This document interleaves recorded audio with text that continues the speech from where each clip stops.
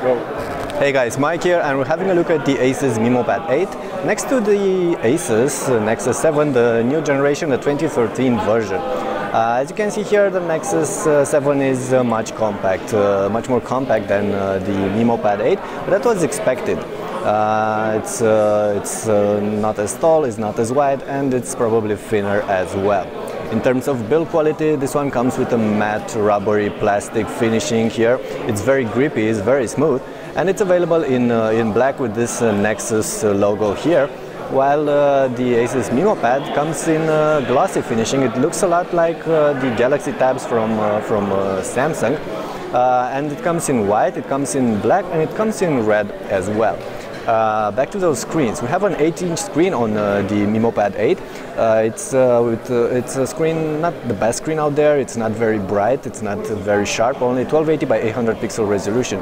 On the other hand, on the Nexus 7 we have this stunning Full HD IPS panel with excellent viewing angles and excellent brightness, excellent contrast and colors. So definitely the screen is much more impressive on the Nexus 7.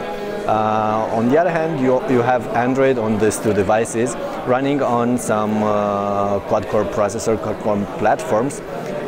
Can't really say which one is faster. We're going to have to leave that for a future review. But we do know that both of these are fairly snappy. But once again, the Nexus 7 is a lot more smoother, a lot more responsive. This one is running on Android 4.2, and this one is running on Android 4.3.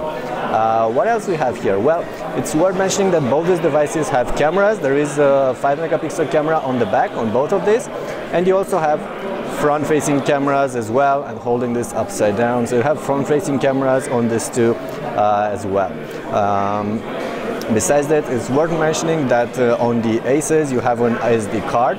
On the Asus Memo Pad, of course, you have an SD card that will allow you to expand storage, while on the Nexus you don't have this, but you do have stereo speakers. There is a speaker here and another speaker on this other side, while on the Asus you have only one speaker here on the bottom. They say, Asus says these are stereo speakers, but there is only one grill here at the bottom of the device. In terms of prices, well, we don't know exactly how much the Memo Pad 8 is going to cost, but we do know that this one starts at 230, and it's going to be hard for Asus to beat the Nexus 7 in terms of prices, knowing that this one is sold subsidized by Google in many countries. So if you're looking at a compact tablet, probably the Nexus 7 is still your first choice.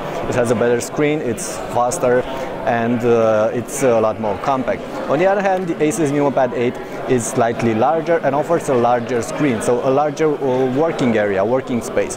And some of you might need this.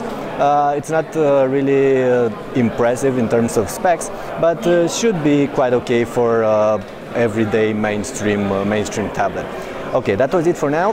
More details will be available in a detailed comparison that will follow on our will be found on our channel, hopefully in a couple of weeks. So stay tuned for those. Thanks.